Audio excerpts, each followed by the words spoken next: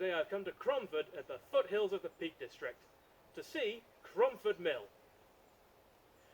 Okay, full intellectual honesty, I'm actually about 10 miles north of Cromford, but I forgot to do this shot at Cromford, so I'm just doing it here somewhere with a nice view. So, as you can tell, it's later because I'm wearing a different shirt and my hair is longer. It's actually quite a lot later, and I am cursing past Adrian for not recording anything on site. So, Cromford Mill. Cromford Mill is one of the potential parents amongst the myriad of different sites for what you could call the birth of the Industrial Revolution. Cromford Mill is the site of the world's first steam-powered cotton mill. You weak, pathetic human! Now, a brilliant inventor called Arkwright came to Cromford with his new invention, which was the steam-powered mill. You weak, pathetic human! It involved two parts to it. One was the automated mechanism for the actual spinning of the yarn into cloth, which was the flying shuttle, and then the other was the mechanized carding machine. Carding is the process where you string out the fibers of cotton, which cotton wool balls. You rub those fibers between what's basically two sets of nails, and you stretch them out straight. And for centuries that was done by hand in a process called carding, and Arkwright invented a process for doing that mechanically, and he powered them with a watermill here in Cromford. Only not here, because I'm not in Cromford, because I was an idiot and I didn't record anything. It's a whole thing. Cromford was an ideal location because it had a year-round supply of water from the local lead mines through what I believe is called a slough, where excess water runs out of the mine. But I may not be pronouncing that right, because it's the north, and they say things weird in the north, but to them it's normal, and we're the weird ones. I don't know. I don't know what's wrong with me. Anyway, what I'm talking about. So, he came here and he built a 5-story mill using backing from investors in, I believe, Nottingham. And the mill ran 24 hours a day in 12-hour shifts, 6 a.m. to 6 p.m. So, it's a heck of a long day. It's not fun. I wouldn't want to be there. And he was a real finicky person. So, and when he came to be a factory owner, he was very, very miserly. So if you arrived late for your shift, you would find the gate locked. You would be fined a day's pay. So not only would you not get paid for the day that you were locked out, you wouldn't get paid another day.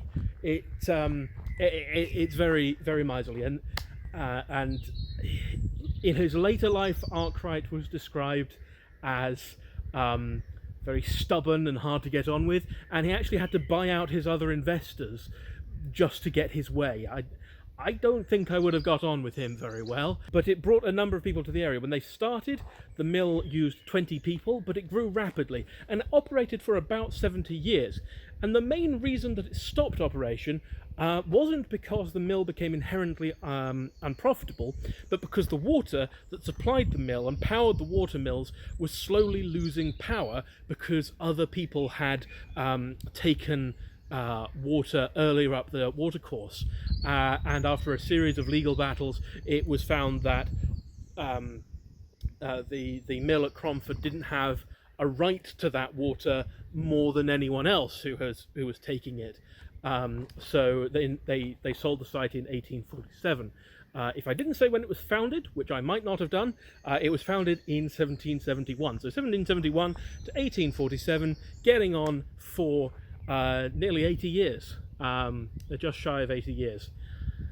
The site remained an industrial site. It went through many different things and was most latterly a dye factory, and in the 1920s, I believe 1927, it went bankrupt and the site was abandoned. In the 20th century, on the 200th year since the mill was founded, the Arkwright Society got together to restore the site, and they turned it into a multifunctional space. So it's part living museum, it's part regular museum, it's got restaurants, it's got cafes, it's got outreach programs and children's activities. It's a real multifunctional space for the community, and it's part of the UNESCO World Heritage Site, the Derwent River Valley. And whether or not Cromford is the birth of the Industrial Revolution, the Derwent River Valley is definitely one of the most prominent parts of the Industrial Revolution, and in my opinion, if it came down to it, the Derwent River Valley and Iron Bridge would have a fight to the death to determine who actually started the Industrial Revolution.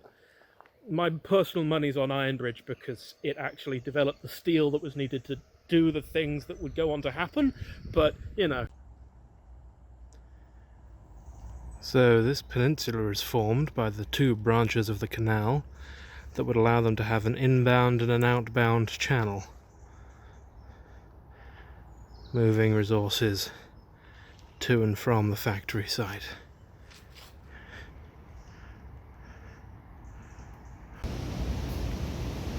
Try to imagine yourself having to come through these gates for work every day. The shorter gate was the pedestrian gate that would have allowed access. The larger gate was for letting carts leave the site. It's dark and foreboding, almost prison-like.